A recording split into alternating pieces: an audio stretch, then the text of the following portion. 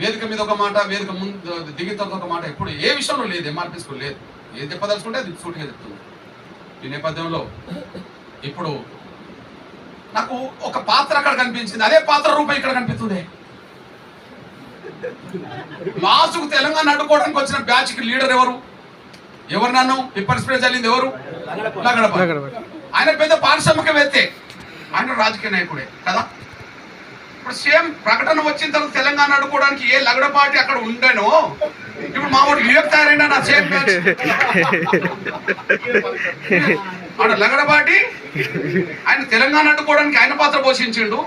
ఇప్పుడు వర్గీకరణ అడ్డుకోవడానికి సుప్రీంకోర్టు ఈయన పాత్ర పోషిస్తున్నాడు. ఈయన పారిశ్రామికవేత్త, మళ్ళా ఆయన రాజకీయ నాయకుడే, ఈయన రాజకీయ నాయకుడే. కానీ ఆయన రాజకీయ సన్యాసం ఆయనే తీసుకున్నాడు. కానీ ఈయన రాజకీయ సన్యాసం తీసుకునేలాగా ఎంఆర్పీ చేస్తుంది భవిష్యత్తు. ఆయనే తీసుకున్నాడు, తెలంగాణ వస్తే నేను రాజకీయాలు ఉన్నానని చెప్పి, తెలంగాణ ఏర్పడితే నేను రాజకీయాలు ఉన్నానని చెప్పేశాడు. పాపం ఆ మాటకైతే కట్టుబడున్నాడు. అందుకు నేను అభినందిస్తున్నాను ఆయననైతే.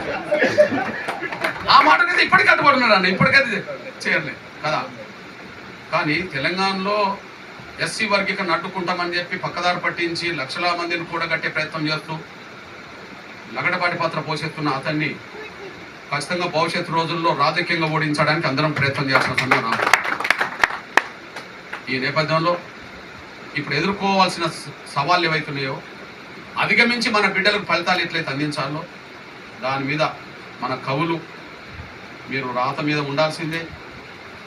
మనకు మద్దతు ఇచ్చే అన్న నందిని లాంటి మద్దతు మరింత కూడగట్టాల్సిందే. రెండు